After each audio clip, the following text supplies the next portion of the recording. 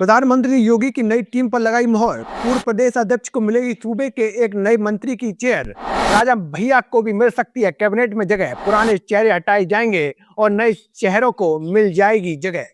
दोस्तों, क्या उत्तर प्रदेश की राजनीति में बहुत जल्द बड़ा धमाका होने वाला है? क्या मिशन 2027 से पहले योगी सरकार अपनी पूरी टीम बदलने जा रही है? और क्या कुछ बड़े नेताओं की मंत्री पद से छुट्टी होने वाली है, जबकि नए चेहरों की एंट्री सत्ता के गलियारों में हलचल मचा देगी? उत्तर प्रदेश की राजनीति इस वक्त बेहद अहम मोड़ पर खड़ी है, क्योंकि राज्य में विधानसभा चुनाव होने में अब सिर्फ 344 दिन बचे हैं और भारतीय जनता पार्टी लगातार तीसरी बार सत्ता में वापसी के लिए पूरी ताकत झोंक चुकी है।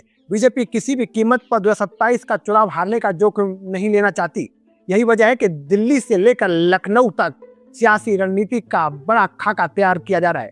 प्रधानमंत्री नरेंद्र मोदी खुद उत्तर प्रदेश के मिशन 2027 पर एक्टिव हो चुके हैं और मुख्यमंत्री योगी आदित्यनाथ के साथ मिलकर चुनावी रणनीति पर लगातार मंथन कर रहे हैं।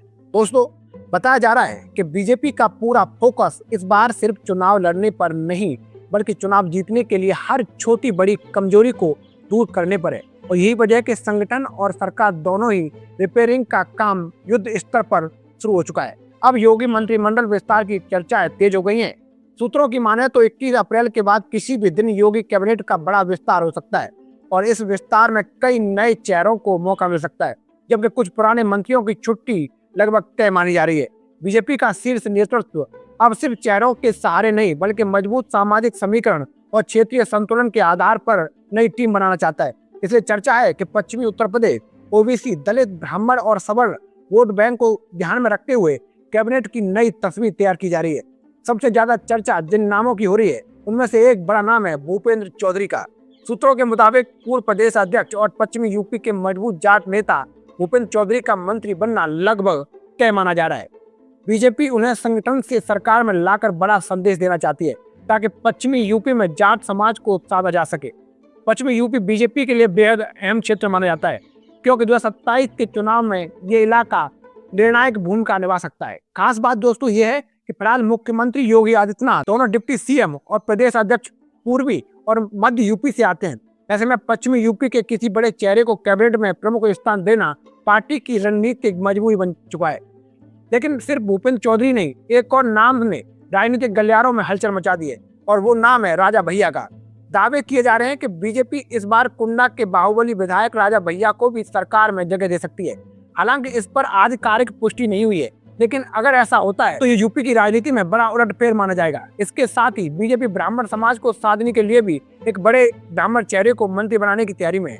दरअसल यूजीसी रूल्स और अन्य मुद्दों को लेकर सवर्ण समाज में कुछ नाराजगी की चर्चाएं हैं और बीजेपी 2027 से पहले किसी भी नाराजगी को अपने खिलाफ नहीं जाने देना चाहती। इसलिए पार्टी सामाजिक संतुलन साधने के लिए हर वर्ग को प्रतिनिधित्व देने की रणनीति बना रही है। उधर दोस्तों, बीजेपी वीकेंड लखनऊ और दिल्ली में हुई राजनीतिक हलचल ने इस चर्चाओं को और हवा दे दी है। बीजेपी के राष्ट्रीय महासचिव विनोद तावड़े अचानक लखनऊ पहुंचे और उन्होंने कई बड़े नेताओं से मुलाकात की।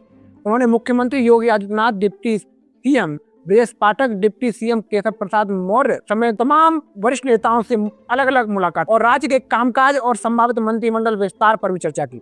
यही नहीं दोस्तों, उन्होंने पूर्व प्रदेश अध्यक्ष रामपति राम त्रिपाठी, पूर्व प्रताप शाही, पूर्व सांसद हरीश द्विवेदी और पूर्व मंत्री महेंद्र सिंह जैसे नेताओं से मुलाकात भी की। माना जा रहा है कि इन बैठकों का मकसद फीडबैक लेना था कि किन नेताओं को मंत्री बनाया जा सकता है और किन्हें संगठन या नियम आयोग में एडजस्ट किया जा सकता है। इस बीच दोस्तों, उत्तर प्रदेश बीजेपी अध्यक्ष पंकज चौधरी की दिल्ली में केंद्रीय गृह मंत्री अमित शाह से मुलाकात ने भी अटकलों को और तेज कर दिया।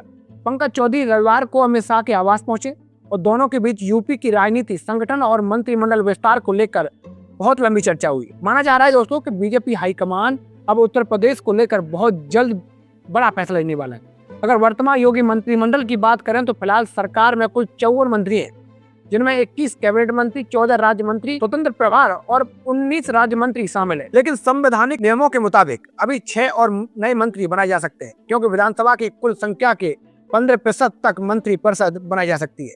यही वजह है कि बीजेपी इस मौके का पूरा इस्तेमाल करना चाहती है और चुनाव से पहले अपनी टीम को और मजबूत बनाना चाहती है।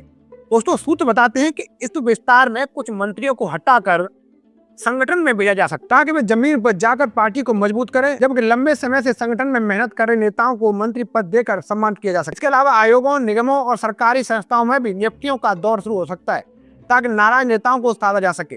कुल मिलाकर साफ है कि बीजेपी अब मिशन 27 को लेकर पूरी तरह चुनावी मोड में आ चुकी है और पार्टी को कोई भी जोखिम लेने के मूड में नहीं देखा जा सकता।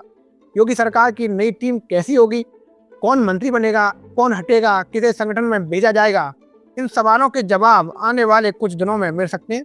लेकिन इतना तय है कि उत्तर प्रदेश की राजनीति में बहुत जल्द बड़ा राजनीतिक विस्फोट होने वाला है और उसका सीधा असर 2027 के विधानसभा चुनाव पर पड़ सकता है।